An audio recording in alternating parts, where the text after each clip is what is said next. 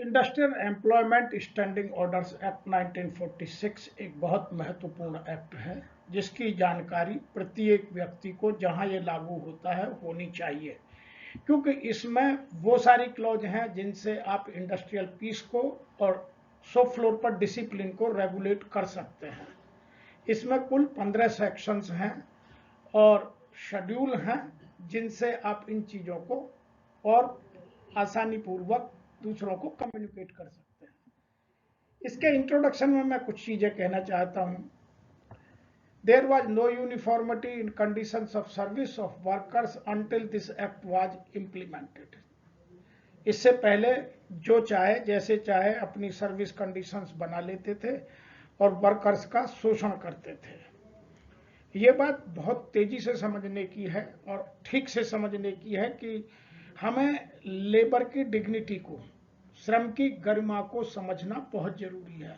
इसके लिए ही यह एक्ट पास किया गया था। दूसरी बात यह है कि कभी कभी जहां ट्रेड यूनियन हावी हो जाती हैं या वर्कर्स का बाहुबल अधिक हो जाता है तो वहां एम्प्लॉयर का शोषण वर्कर करने लगते हैं, तो वो भी इस एक्ट के माध्यम से रोकने की कोशिश की गई।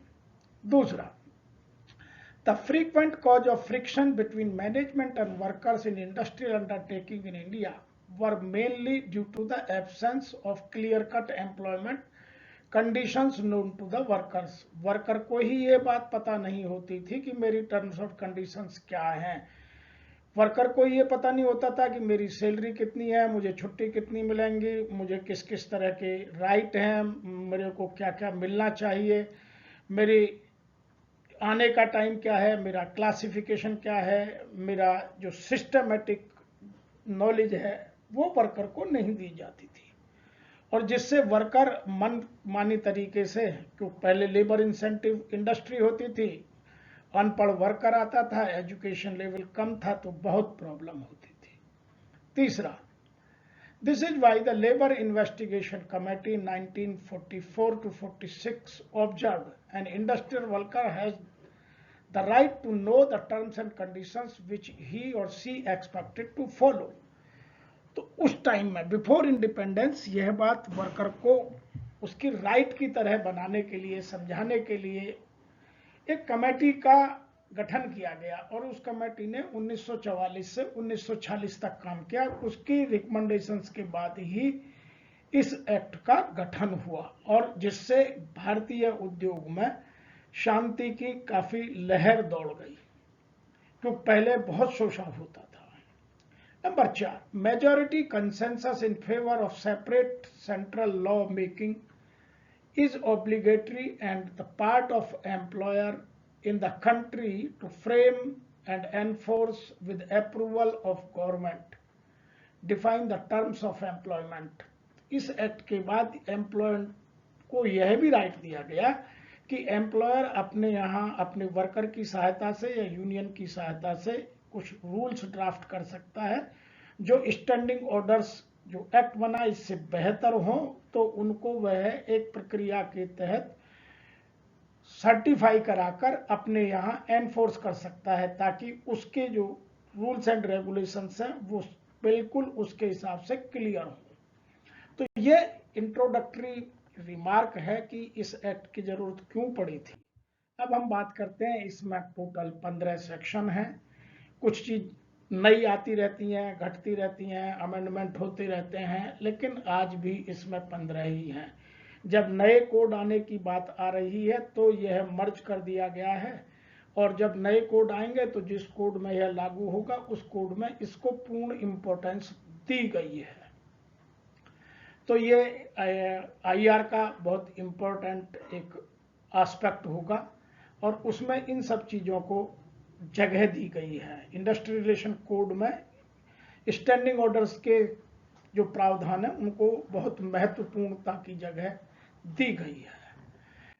अब बात करते हैं कि इस एक्ट का जब ये 1946 में बना था, जो आज तक लागू है और अभी भी लागू है जब तक नए कोड लागू नहीं हो जाते, तो इसके कुछ ऑब्जेक्ट था, कुछ स्कोप था, कुछ इस एप्लीकेबिलिटी थी। तो इसको समझने से पहले इसके ऑब्जेक्ट समझ लेते हैं। मिनिमाइज इंडस्ट्रियल कॉन्फ्लिक्ट, क्योंकि जब चीजें क्लस्टर क्लियर हो जाएंगी तो कम से कम कॉन्फ्लिक्ट होगा। दूसरा, foster harmonious relations in between employer and employees. छुट्टी कैसे मिलेगी, अटेंडेंस क्या होगा, लेट कमिंग्स क्या क्या होगा, मिसकंडक्ट क्या होगा, ये सब यदि पहले से क्लियर है, पता है, तो आदमी पर एक तो मॉरल अकाउंटेबिलिटी और रेस्पॉन्सिबिलिटी आती है, दूसरा उसको पहले से ज्ञान है तो वो उन चीज़ों से बचता है। अदरवाइज कई बार इनोसेंट वर्कर उस जमाने में ऐसे होते थे जो दूसरे के कहने में आकर इन चक्रों में फंस जाते थे। आज सभी समझदार हो गए हैं, धीरे धीरे अपने राइट्स को सब समझने लगे हैं। वर्कर आज पढ़ा लिखा है, उसकी स्किल सेट की बहुत आवश्यकता है, उसके लिए उसको नॉलेज बहुत अच्छी होने लगी है। दूसरा, आज की डेट में सोशल मीडिया के माध्यम से ये जानकारियां इतनी ओवरफ्लो हो गई है मार्केट में कि अब हर कोई जानता है। यदि कोई कहता है मुझे नहीं पता है तो फिर वो मेरे लिए एक अचंभे की बात होगी।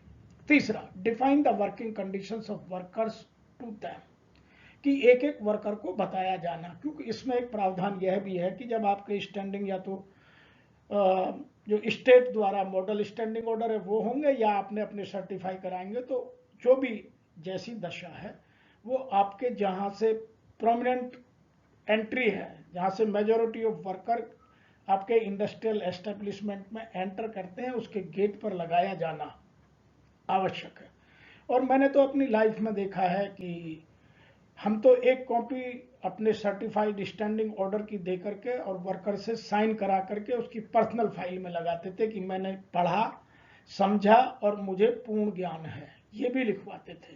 केवल साइन नहीं कराते थे, मैंने पढ़ा, मैंने समझा और मुझे स्टैंडिंग ऑर्डर्स का पूर्ण ज्ञान है, ये कहकर उसकी फाइल में लगाते थे। दूसरा, scope and applicability. This act applied to the whole of India. It applies to every industrial establishment where 100 or more workers are employed. जहां 100 से कम है वहां एप्लीकेबल नहीं है, जहां 100 या 100 से अधिक है वहां ये एप्लीकेबल है। और 100 होने के लिए जिस दिन आप फाइल कर रहे हैं उस दिन या उसके प्रेसिडेंट 12th में आपके यहाँ ये नंबर होना आवश्यक है।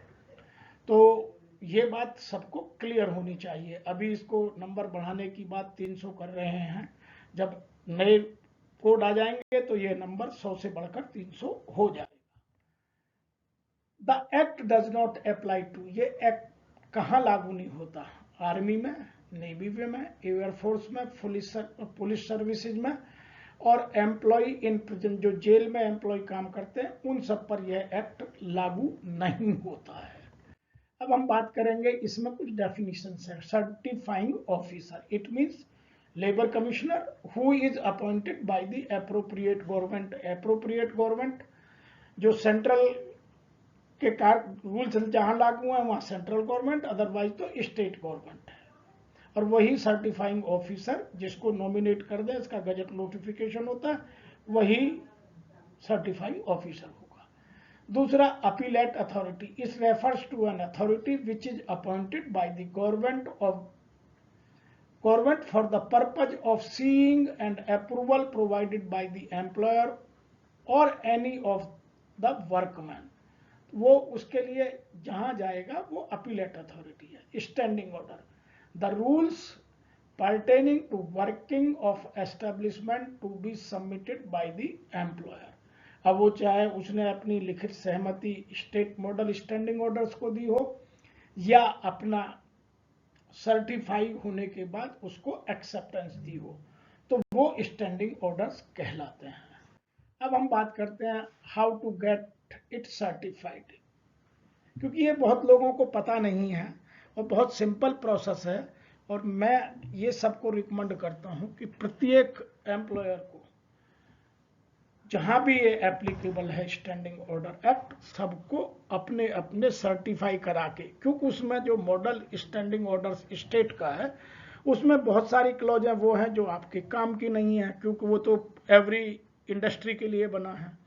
कुछ ऐसी चीज है जो आपके यहाँ कवर नहीं होती, या जो ऐसी सर्विस कंडीशंस हैं जो आप अपनी तरफ से डालना चाहते हैं, और वो इसलिए है कि इस अपॉइंटमेंट लेटर में टर्म्स ऑफ एम्प्लॉयमेंट सारी नहीं लिखी जा सकती। इसीलिए अपॉइंटमेंट लेटर को छोटा करने के लिए स्टैंडिंग ऑर्डर्स में इन चीजों का समावेश किया जाता है। तो सबसे पहला है submission of draft standing order section 3 में। इसका क्या है कि जब ये एक्ट आप पर लागू हो जाए तो उसके 6 महीने के अंदर आप यूनियन या अपने वर्कर्स की सहमति से इसे बनाकर और 5 कॉपीज में सर्टिफाइड ऑफिसर के यहाँ सबमिट करें। जब वो उसे सबमिट कर लेता है, जब उसके यहाँ सबमिट हो जाते हैं, तब along with the prescribed particular form 1 में देते हैं और वो फिर ट्रेड यूनियंस को या वर्कर्स रिप्रेजेंटेटिव को बुलाता है और उनके साथ डिस्कशन करता है और यदि जरूरत पड़ती है तो दोनों की मीटिंग करता है। तो ये एक सेट प्रोसीजर है। दूसरा condition of conciliation in standing orders, जो प्रोसेस है वो provision is made therein for every matter set out in the schedule which is applicable to the industrial establishment. The standing orders are otherwise in conformity with the provisions of this act. तो ये इसका clause है, इसमें ये section 4 में स्पष्ट लिखा है। आगे का तरीका है सर्टिफिकेशन स्टैंडिंग ऑर्डर सेक्शन 5 में है। जब हम इसकी कॉपी फॉर्म 2 के साथ भेजते हैं तो वह ऑब्जेक्शंस के लिए दूसरी पार्टी को भेजता है। मतलब यदि एम्प्लॉयर ने सबमिट किए हैं पहली बार तो वो यूनियंस को या वर्कर्स रिप्रेजेंटेटिव्स उनको देगा, और यदि मॉडिफिकेशन के लिए एम्प्लॉयर भी कर सकता है, वर्कमैन भी कर सकता है, यूनियन भी कर सकता है, दूसरी पार्टी को वह भेजेगा। After giving the employer and the trade unions to each other representative of worker as may be prescribed on the opportunity being, दोनों को अपॉर्चुनिटी देगा और सर्टिफाइंग ऑफिसर डिसाइड करेगा कि ये अप्रूव करने लायक है या नहीं है, या बाद में यदि मॉडिफिकेशन या एडिशन आया है तो वो वास्तव में लीगल तरीके से मॉडिफाई करने लायक है या नहीं है, वह तय करेगा। यदि उसको लगता है कि हाँ ये सब लीगल प्रोसेस है और लीगली सब कुछ पॉसिबल है, तो वह अपने ड्राफ्ट के साथ स्टैंडिंग ऑर्डर्स की जो कॉपी भेजी है वो दोनों पार्टियों को राइटिंग के साथ भेजता है। ये एक तरीका है। उसके बाद यदि ये नहीं हो पाता है प्रोसेस के बाद और किसी को लगता है कि मेरे साथ गलती हो, तो इसमें अपील का प्रोविजन भी है। यदि एम्प्लॉयर को लगता है तो वो, या ट्रेड यूनियन को लगता है तो वो, जो भी एग्रीड है विद इन 30 डेज इसकी अपील में जा सकते हैं। लेकिन इसमें 2 बातें हैं कि उसके लिए कुछ टाइम दिया गया है। यदि आज ही सर्टिफाई हुए हैं तो आप अपील में तो जा सकते हैं, लेकिन मॉडिफिकेशन के लिए 6 महीने का टाइम दिया गया है। तो ये एक प्रोसेस है। दूसरा, appellate authority shall within 7 days of its order send to the copy to the certifying officer. जो अपील में डिसाइड हुआ है उसके 7 दिन के अंदर सर्टिफाइंग ऑफिसर को भी कॉपी भेजेगा कि मुझे मैंने ये पाया और ये मेरे रिकमेंडेशंस हैं। अब वो उसके ऑर्डर को बाईपास नहीं कर सकता, ये भी एक क्लॉज है। The appellate authority has no power to set aside the order of the certifying officer. It can confirm और अमेंड बाय स्टैंडिंग ऑर्डर्स। या तो वो उसे कन्फर्म करेगा, या उसको लगता है कि इसमें एक आध क्लॉज अमेंड की जा सकती है तो वो अमेंड करेगा, लेकिन उसके ऑर्डर को सेट असाइड नहीं कर सकता। तो ये अपील की प्रोसेस बहुत अच्छी प्रोसेस है। नेक्स्ट हम बात करेंगे इसी में date of operation of standing order section 7 में। In ordinary case, on the expiry of 30 days from the date on which the authentic copies thereof are sent to subsection 3 or subsection 5. जो मैंने अभी बात की कि वो अप्रूवल के बाद दोनों को कॉपी देगा तो उनके 30 डेज में ये ऑपरेशन में ऑटोमेटिकली आ जाते हैं। ये नॉर्मल प्रोसीजर है। और इन case of appeal on the expiry of 7 days from the date on which the copies of the order of appellate authority are sent, तो जो अपीलेट अथॉरिटी ने जो ऑर्डर पास किए हैं उसके 7 दिन के बाद, मतलब ये क्लियर होना चाहिए आप लोगों को कि यदि सर्टिफाइंग ऑफिसर ने पहली बार सर्टिफाई करे हैं तो उसमें टाइम दिया गया 30 डेज, क्योंकि उसको पेस्ट कराना, ये करना सब होता है, गेट पर लगाना, उसकी एप्लीकेबिलिटी 30 डेज बाद है। और इन केस ऑफ जहां अपील में गए हैं तो जो अपीलेट अथॉरिटी का ऑर्डर है उसके 7 दिन के बाद।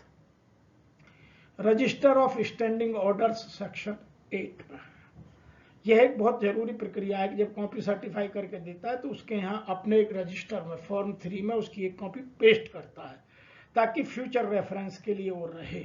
तो वह उसको बोलते हैं रजिस्टर ऑफ स्टैंडिंग ऑर्डर्स। उसमें एक एक कॉपी हर पेज पर पेस्ट करता है, दोनों पार्टियों को साइन कराता है और फ्यूचर रेफरेंस के लिए वो रहता है, क्योंकि किसी भी इंडस्ट्रियल एस्टेब्लिशमेंट की life 100 year, more than 100 years भी हो सकती है।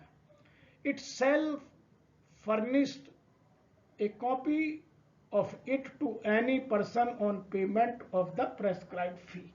यदि अप्रूवल के बाद या अपील में अपीलेट अथॉरिटी के ऑर्डर के बाद कोई उसकी ऑर्डर कॉपी लेना चाहता है तो जो सर्टिफाइंग ऑफिसर है वह उसकी प्रेस्क्राइब फी एवरी स्टेट में अलग अलग है, वो फीस लेकर उसको एक कॉपी सर्टिफाई करके दे देगा।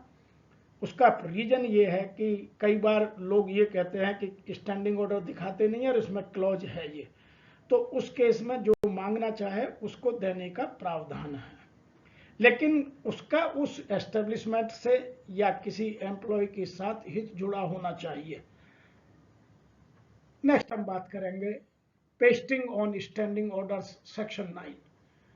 यह बात बिल्कुल स्पष्ट है कि स्टैंडिंग ऑर्डर्स या तो इंग्लिश में या उस भाषा में जो वहां के मेजॉरिटी ऑफ वर्कर्स बोलते हो उसमें ही बनना और उसी की एक कॉपी मेन गेट के ऊपर जहां से मेजॉरिटी वर्कमैन निकलते हैं वहां पेस्ट किया जाना ताकि प्रत्येक वर्कर उसे पढ़ सके, या जो मैंने बताया कि प्रत्येक वर्कर को दे करके उसकी एक कॉपी मैंने पढ़ा, समझा और मैंने पाया, पढ़ा और समझा कि साइन कराकर उसकी फाइल में लगाएं। लेकिन बड़े एस्टेब्लिशमेंट में जो पुरानी ऑर्गेनाइजेशन है उनमें संभव नहीं है कि कौन एम्प्लॉय कब आया, यदि है तो आप उसको नए को या जो सर्टिफाई हुए हैं उनको लगा दीजिए। अभी नए ऑर्डर में भी सेम प्रावधान रहने की संभावना है। When the standing orders be modified, मैंने अभी आपसे बात की थी कि 6 महीने के बाद जिस दिन स्टैंडिंग ऑर्डर सर्टिफाई हुए हैं या अपीलेट अथॉरिटी ने जो अपील के बाद ऑर्डर दिया उसके 6 महीने के बाद दोनों में से कोई भी पक्ष, वर्कर एम्प्लॉय भी और एम्प्लॉयर भी और वर्कर भी एप्लीकेशन लगा सकते हैं एज पर प्रेस्क्राइब्ड प्रोसीजर और उसको मॉडिफाई करा सकते हैं in case of any agreement as per the terms of agreement. कई बार ऐसा भी होता है कि जब स्टैंडिंग ऑर्डर को सर्टिफाई कराते हैं तो एक एग्रीमेंट कर लेते हैं कि इसकी जो 6 महीने की अवधि है ये 1 साल भी हो सकती है, 3 महीने भी हो सकती है, तो जो वो एग्रीमेंट होगा उस हिसाब से मॉडिफिकेशन को आप कर सकते हैं। Who may apply for modification, ये भी एक बात है, कौन अप्लाई कर सकता? Anyone from both the parties, employer और वर्कमैन और union, to certifying officer in 5 copies of the modification propose to be made. जो भी करना है उसकी 5 कॉपी में आप लगा दीजिए।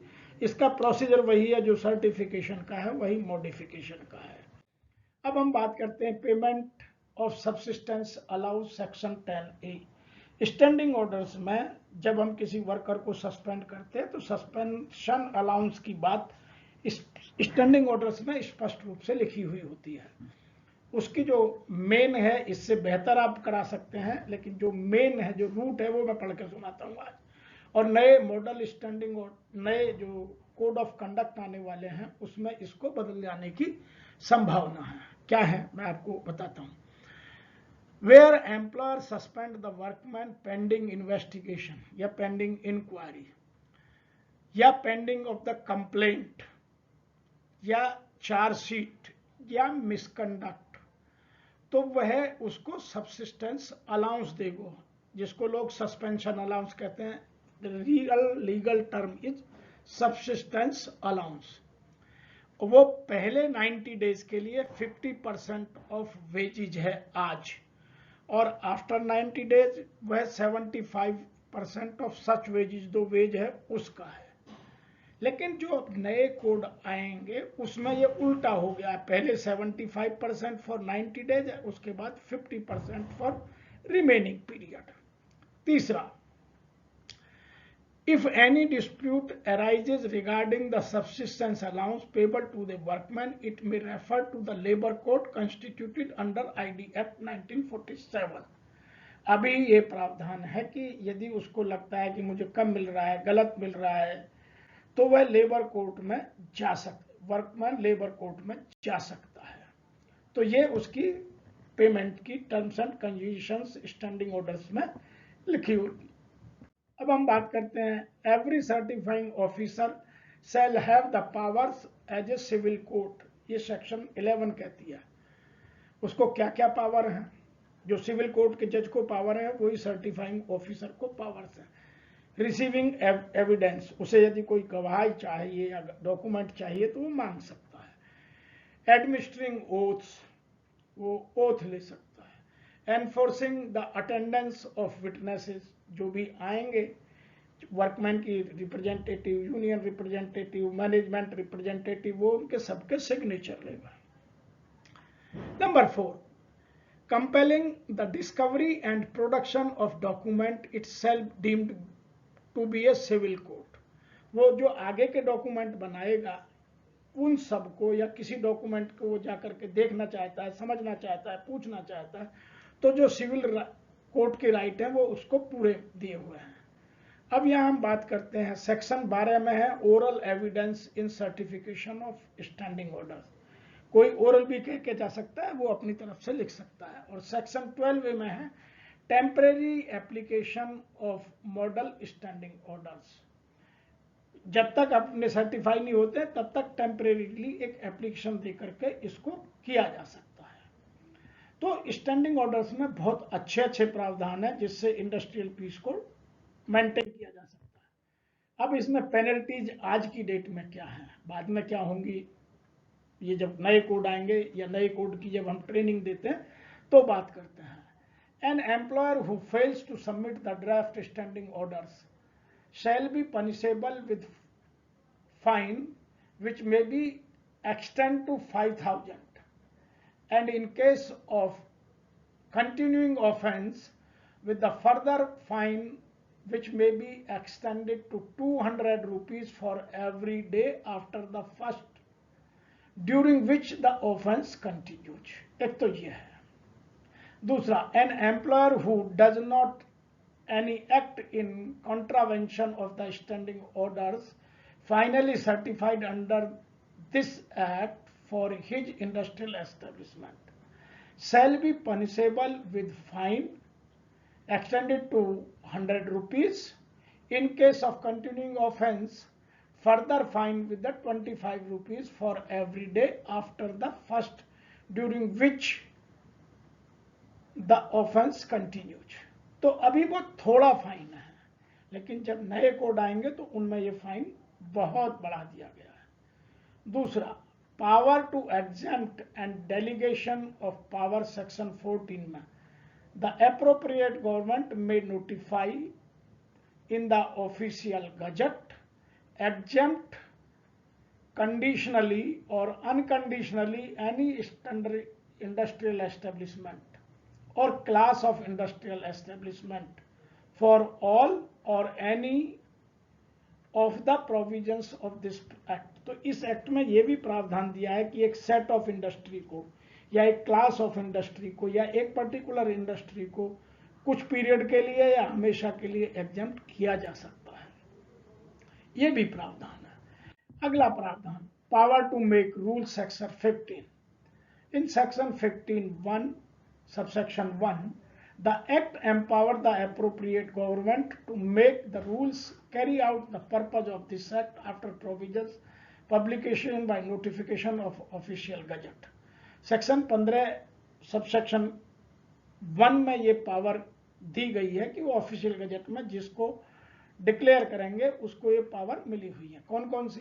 Prescribe additional matters to be included in such schedule, अभी हम शेड्यूल की बात करेंगे, and procedure to be followed by modifying standing orders.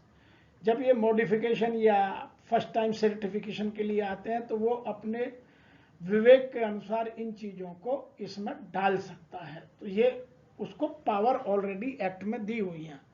दूसरी पावर है set out the model standing orders for the purpose of this act. उसको लगता है कि यहाँ बहुत डिस्प्यूट है, आराम से हो नहीं सकता है, तो वह तब तक के लिए उसको पावर है कि वो मॉडल स्टैंडिंग ऑर्डर्स की एप्लीकेबिलिटी को अवार्ड या नोटिफाई कर दे। तीसरा, prescribe the procedure of certifying officers and affiliate authorities. ये स्टेट गवर्नमेंट को या सेंट्रल गवर्नमेंट को, जो भी कॉम्पिटेंट अथॉरिटी जिस केस में है, वहां ये पावर है। Prescribe the fee which may be changed for copies of standing orders in the register of standing orders। जो मैं आपको पहले बता चुका हूं कि कोई भी एम्प्लॉय बाद में या कोई भी एम्प्लॉयर बाद में या कोई और संस्था इनकी कॉपी प्रेस्क्राइब फी करके ले सकती है। तो वो कितनी होगी, उसको घटाने का बढ़ाने का अधिकार, घटाता तो कोई नहीं है, सभी बढ़ाते हैं, तो बढ़ाने का अधिकार इसमें दिया गया है। Number E, provide any other matter which is to be may be prescribed।